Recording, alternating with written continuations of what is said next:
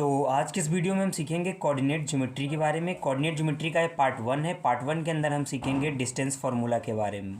तो ये चैप्टर हमारा 3 पार्ट में रहेगा। पहले पार्ट में हम सीखेंगे डिस्टेंस फार्मूला अर्थात दूरी सूत्र, दूसरे में हम सीखेंगे विभाजन सूत्र और तीसरे पार्ट में हम सीखेंगे त्रिभुज का क्षेत्रफल। तो एक निर्देशांक ज्यामिति का बहुत ही इंपॉर्टेंट चैप्टर है। यही 3 कॉन्सेप्ट हैं जो क्लास 10th की एनसीईआरटी सिलेबस में मेंशन्ड है। तो अगर हम देखें डिस्टेंस फार्मूला को, इसको हम कहते हैं दूरी सूत्र। हिंदी में इसको हम लिखते हैं दूरी सूत्र। तो चलो देखते हैं कि दूरी सूत्र का फॉर्मूला क्या होता है। तो अगर कोई एक प्लेन है जिसको हम कार्तीय तल बोलते हैं, तो यहाँ पे x और y, इसका एक चतुर्थांश दिया हुआ है। तो ये कोई xy प्लेन ले लिया। यहाँ पे कोई पॉइंट P है जिसके कोऑर्डिनेट पॉइंट्स हैं x1, y1 और एक पॉइंट Q है, इसके कोऑर्डिनेट पॉइंट है x2, y2।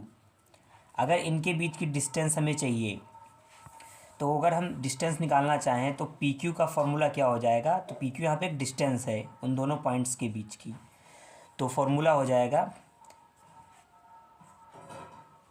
अंडर रूट में x2 माइनस x1 का whole square plus y2 minus y1 का होल स्क्वायर। और इसी फार्मूला को हम दूसरे तरीके से लिख सकते हैं x1 माइनस x2 का whole square plus y2 minus y1 का होल स्क्वायर। देखिए यहाँ पर इन दोनों फार्मूले में डिफरेंट चीज़ क्या है। तो इन दोनों फार्मूले में डिफरेंट चीज़ ये है, बस यहाँ पे x2 से x1, y2 से y1 माइनस के, यहाँ पे x1 से x2, y2 से y1। तो आप अपना ओरिएंटेशन सेम रखना दोनों में। अगर यहाँ पे x1 से x2 माइनस कर रहे हैं तो यहाँ पे y2 से y1 माइनस कर देंगे। यहाँ पे x2 से x1 माइनस कर रहे हैं तो y2 से y1 माइनस कर देंगे यहाँ पर। तो यहाँ से हमारी डिस्टेंस निकल आएगी। अब इस दूरी सूत्र का उपयोग करके हम पहला सवाल देखेंगे। तो देखते हैं, पहला एग्जाम्पल हम देखते हैं।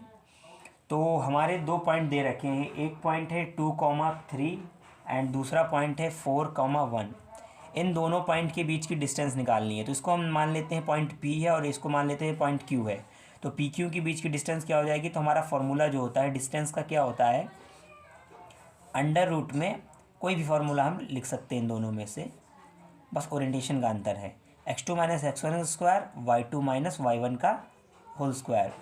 अब हम क्या करेंगे, इसको हम x1 मान लेते हैं, इसको हम y1 मान लेते हैं, इसको x2 मान लेते हैं और इसको y2 मान लेते हैं। अब इनकी वैल्यू रख देंगे यहाँ पे। तो x2 क्या है 4 माइनस x1 क्या है 2 होल स्क्वायर प्लस यहाँ पर y2 क्या है 1 और y1 क्या है -3 है, तो -3 का होल स्क्वायर हो जाएगा। इसको हम सॉल्व करेंगे तो 4 माइनस 2 का 2 का स्क्वायर 4 हो जाएगा, 1 माइनस 3 का -2 का स्क्वायर 4 हो जाएगा। और यहाँ से वैल्यू आ जाएगी अंडर रूट 8, जिसको हम लिख सकते हैं 2√2। तो 2√2 लिख सकते हैं इसको हम। तो इसको 2√2 मात्रक लिख सकते हैं या यूनिट लिख सकते हैं, हिंदी अंग्रेजी के हिसाब से हम समझ सकते हैं। चलिए 2-3 और एग्जाम्पल देखते हैं इस दूरी सूत्र पर आधारित।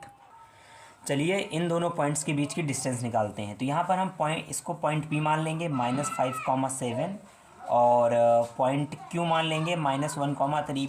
PQ ABCD कुछ भी आप मान सकते हैं। तो यहाँ पे हम इसको, ये हो जाएगा x1 y1 और इसको हम ले लेंगे x2 y2। अब हम इन दोनों के बीच की डिस्टेंस निकालेंगे।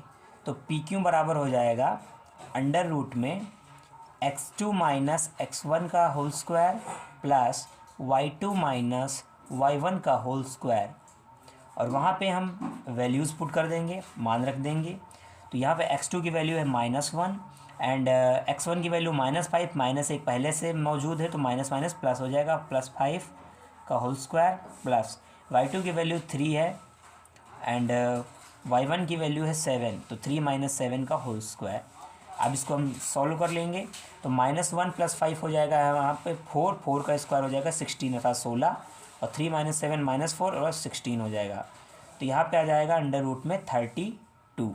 अगर हम 32 का वर्गमूल लेंगे तो हमारा मान कितना आ जाएगा।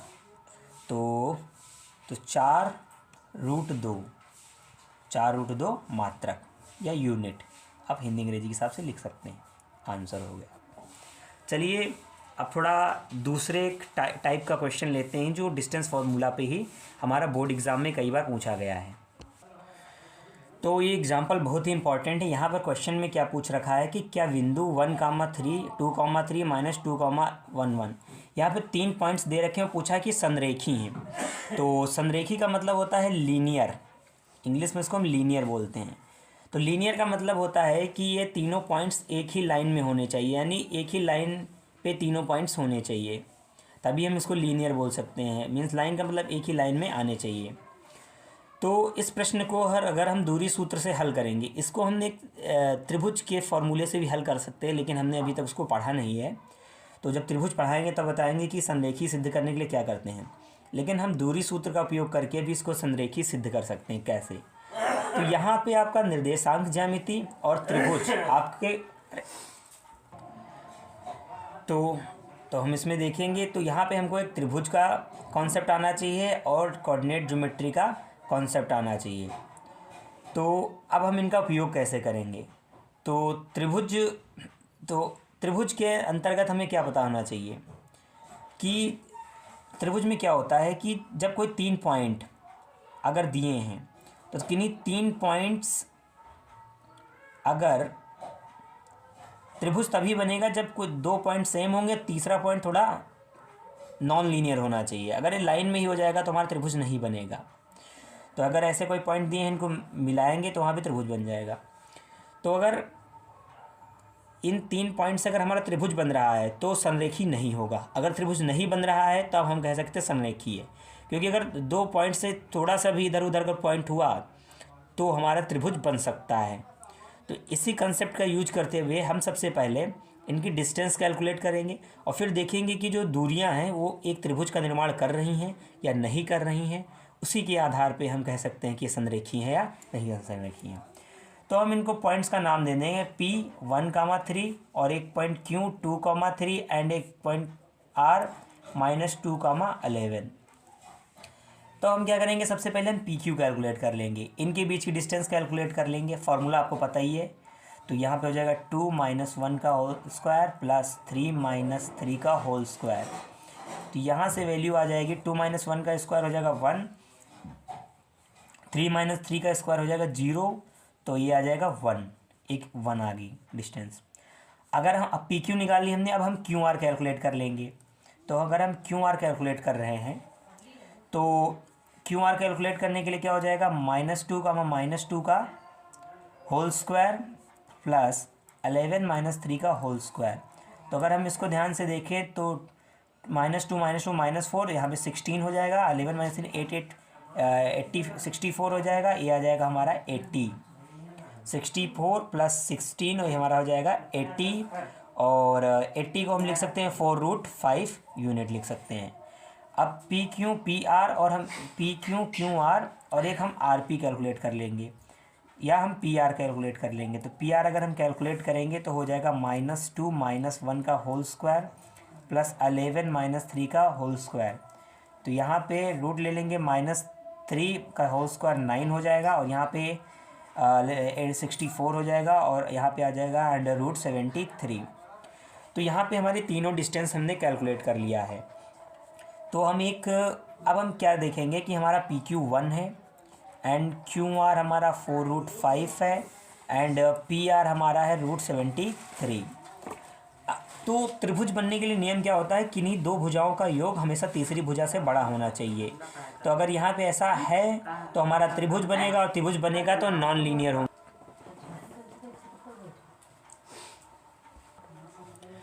तो यहाँ पर हम देखेंगे किन्हीं 2 भुजाओं का योग अगर तीसरी भुजा से बड़ा आ रहा है तो हमारा त्रिभुज बनेगा।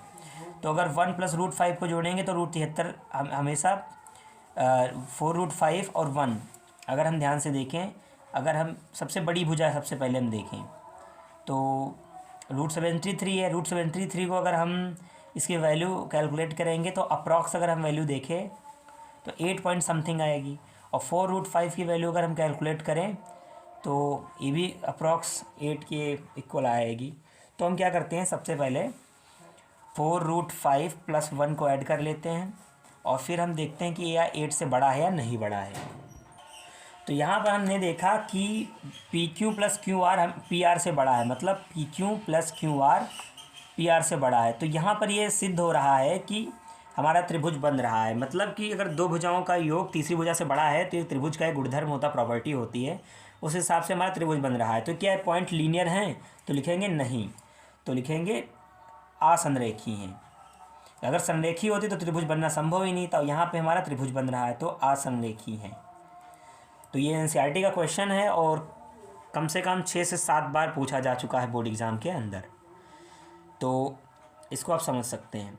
और इसी प्रश्न को हम दूसरे तरीके से जब हम त्रिभुज का क्षेत्रफल पढ़ेंगे तब उसके अंदर भी हम सिद्ध करेंगे। वहाँ पर आसानी से त्रिभुज का क्षेत्रफल 0 हो जाएगा, मतलब त्रिभुज बनेगा नहीं, तो वहाँ पे हम संरेखी बता देंगे। तो चलिए एक लास्ट क्वेश्चन लेते हैं इसके अंदर और फिर हमारा ये पार्ट ख़त्म हो जाएगा। इसी 2-3 टाइप मॉडल के क्वेश्चन हमारे पूछे जाते हैं। फिर हम सेकंड पार्ट में देखेंगे विभाजन सूत्र। तो ये हमारा अंतिम प्रश्न है इस पार्ट का। तो यहाँ पे पूछ रखा 3 पॉइंट दे रखे हैं, 5, -2, 6, 4, 7, -2। ये समद्विबाहु त्रिभुज की भुजाएं हैं। तो यहाँ पर भी हमको थोड़ा त्रिभुज का ज्ञान होना चाहिए। तो समद्विबाहु त्रिभुज ऐसा त्रिभुज होता है जिसकी कोई दो भुजाएं बराबर होती हैं। तब हम क्या करेंगे, इनको हम P, Q, R करके 3 पॉइंट मान लेंगे और तीनों के बीच की हम डिस्टेंस निकाल लेंगे। अगर कोई अगर दो दूरियाँ अगर समान आ रही हैं, मतलब दो भुजाएं समान है, तब हमारा त्रिभुज समद्विबाहु होगा। तो चलो कैलकुलेट करते हैं। तो हमने इसको P पॉइंट मान लिया, इसको Q और इसको R। चलो PQ कैलकुलेट करते हैं। तो PQ कैलकुलेट करेंगे तो हो जाएगा यहाँ पे 6 - 5 का होल स्क्वायर प्लस 4 - 2 का होल स्क्वायर हो जाएगा। तो यहाँ पर अगर हम PQ कैलकुलेट करेंगे तो 6 - 5 का होल स्क्वायर 1 आ जाएगा, 4 + 6 का स्क्वायर 36 आ जाएगा, तो √37 आ जाएगा।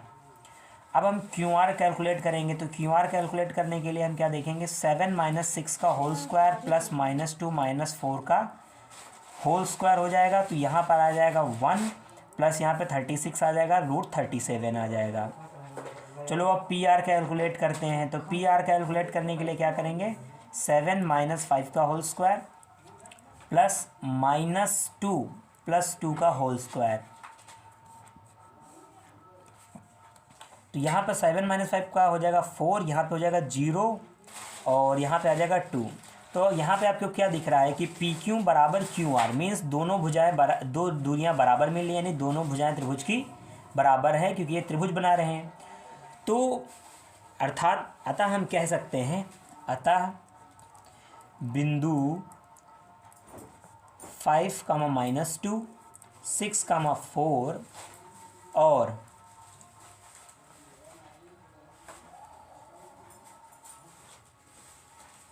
7, -2 एक समद्विबाहु त्रिभुज के शीर्ष दिए हुए हैं। शीर्ष लिखेंगे यहाँ पे, मतलब ये भुजाएं बनाते हैं। यहाँ पे करेक्शन कर सकते हैं, समद्विबाहु त्रिभुज की भुजाएं बनाते हैं।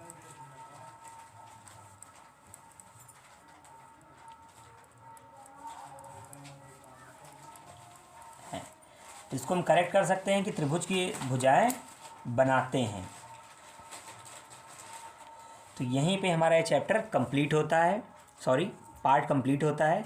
और 2 पार्ट और बचे हैं जिसके अंदर विभाजन सूत्र और त्रिभुज का क्षेत्रफल देखेंगे, फिर हमारा चैप्टर कंप्लीट हो जाएगा। Thank you.